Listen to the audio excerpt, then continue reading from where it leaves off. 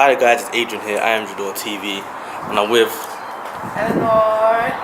That's my model for today. I'm going to basically run through how I shoot my portraits and edit them as well with the new SAMYANG 35 and Sony A7. I will have videos on the A7 III as well, because my friend's got that XR photography. Go follow him as well. And yeah, let's get into the video.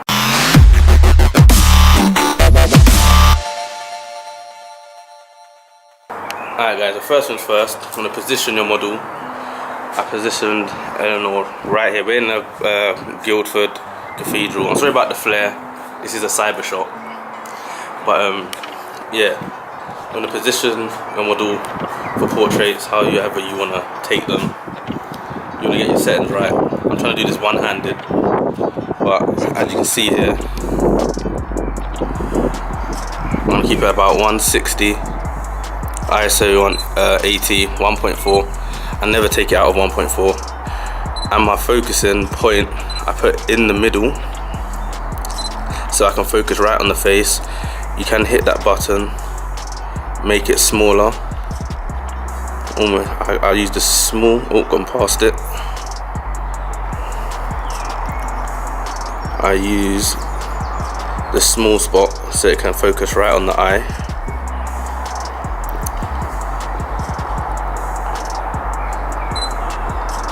Right there.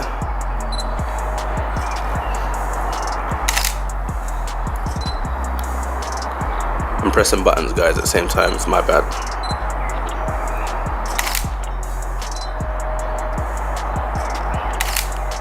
All you want to do is get your focus point on the eye so you know it's in focus, then recompose,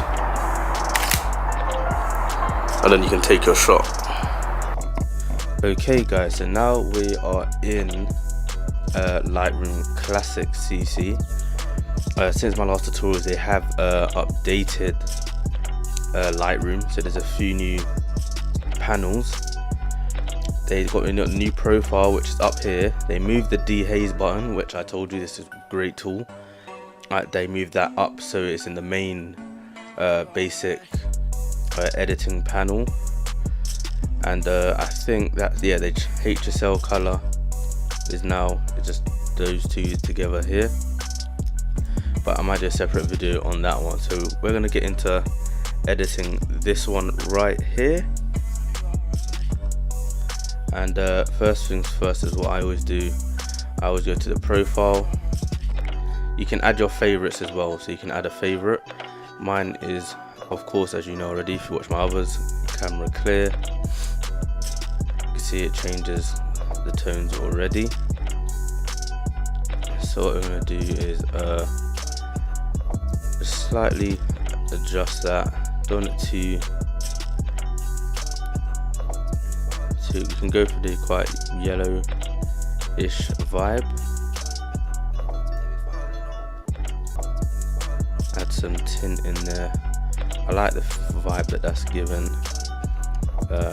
I'm going to give it that moody look, so I'm going to adjust the highlights, adjust the whites, bring up the shadows, bring up the blacks, tad of a little bit of the clarity, dehaze, my favorite one, slightly. I haven't touched the contrast. I don't know if I would need to. And what else? We are gonna go into split toning.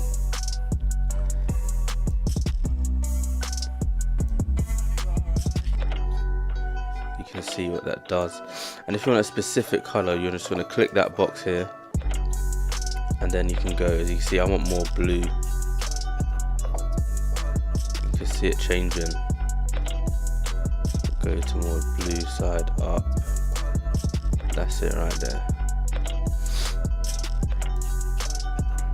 That's what I want there. Shadows.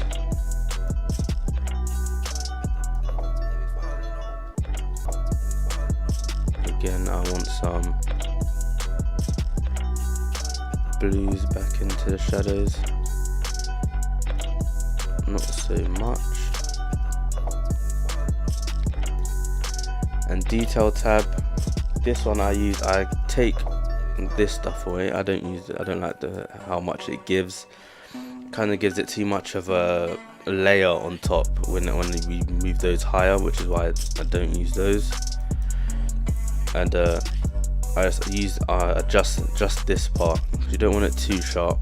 I usually go just before it starts to go red here. If you have noise, you can reduce the noise. I shot here at ISO 80, which so obviously I'm not going to have noise here. And also you can go down to the calibration, best tool on here, and you can adjust sort of the colors, the vibe that you want. See, that's too green for me, so you can go the opposite side.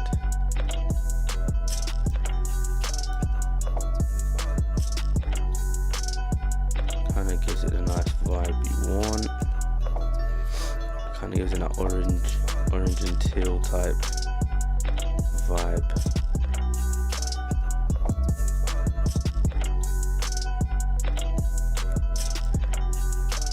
And the effects panel, don't need anything in the effects panel.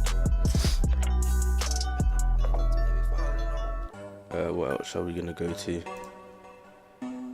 I want this a bit warmer. I like the warmer there, HL. Orange is usually the skin tone, so what I'm gonna do here is adjust slightly the yellows here, and that should be about it. It's not too much editing. This is a light edit. You can do a bit more. And another cheat, if you want to call it a little quick I don't know, hack if you want to call it that. You can use the brush clarity. You can adjust the clarity to how much you want, but I'm going to clarity to about here, and I'm just going to brush over the skin. It's just a quick sort of skin smoothing without having to go into Photoshop and do all the layers and all the zooming in, etc, etc, because ain't nobody got time for that. But if you do have time for that, then by all means. I just don't like the excessive skin smoothing in. I mean, this works just as well. If you've seen any of my pictures on my Instagram, most of them have this, and you probably couldn't even tell. Now you can make it neater than this, but for videos purposes I'm just going to leave it like that.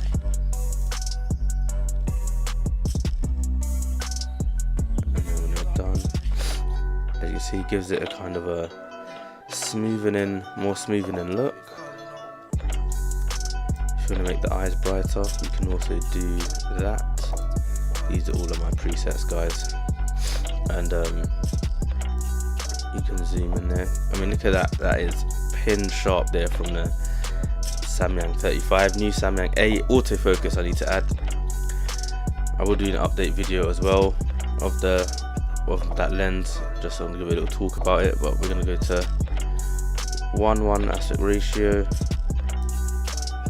Wait for it to load. I mean, that is pin sharp.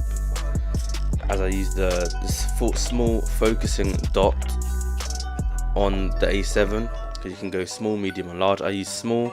I focus right on the eye, really composed, shoot it. Just that the new A7 III already has the eye focus, so it automatically goes onto the eye, but you can do it manually still on the A7. So what I'm going to do here is going to go put this back to 0.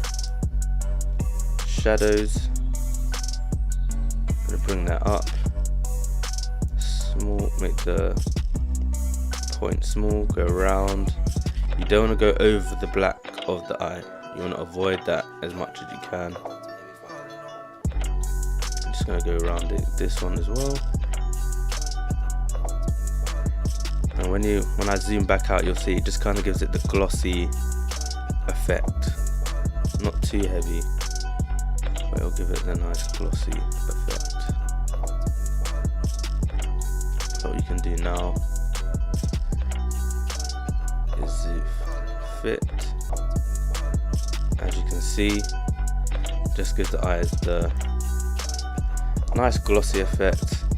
That's a nice portrait. I'm happy with that one, and that's usually how I go through.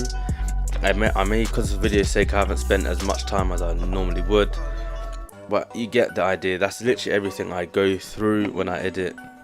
Literally just that, guys. There's no special trick or tip that I'm not telling you. This is exactly how I edit my pictures. So now let's go back to the video. Alright guys, another key point is, well, for me anyway, I like to keep everything symmetrical, so symmetry, if you can, of course. So like here, if we get our model to stand in the middle for us, so you want to get the model to stand exactly in the middle. So if you want to go a bit this way, like see that space there, exactly. Then on camera,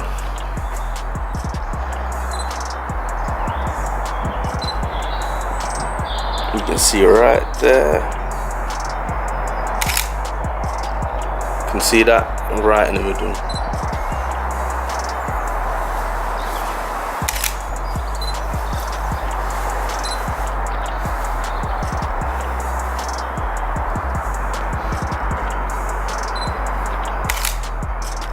Another one. So if we just take it literally to the side, we'll take one there. We'll see how that looks.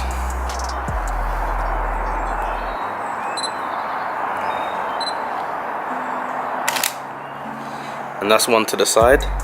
I mean, it doesn't look bad, but it just doesn't, for me, it just doesn't look as good as if everything's right in the middle. I mean, if you got a structure like here, like a cathedral, like if you do take it to the side, it will still look great, but other locations not so much. I usually try to keep it in the middle and the model center, so everything looks good. And another key point is you always want to take the photo further back than you want it to be, because of the rubbish Instagram crop that we all hate. I know Eleanor, she definitely hates the Instagram crop, definitely hates the Instagram crop. But yeah, that's another key point.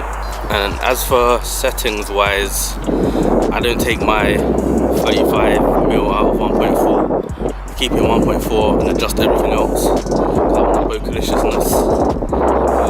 My equipment that are up to date, I'll put in the description below if anyone wants to try it out. Yeah, any accessories I use as well, I like the CPO as well, some of the shots, so I'll leave that in the description exactly what one I used as well, and I'll be doing a separate video about that CPO as well. So definitely like, comment, subscribe. Tell them to subscribe. You tell them to subscribe. Subscribe. She doesn't even mean it, but yeah, guys. I mean everything I say. Okay. Don't listen to her. Yeah. Like, comment, subscribe. Catch you in the next video.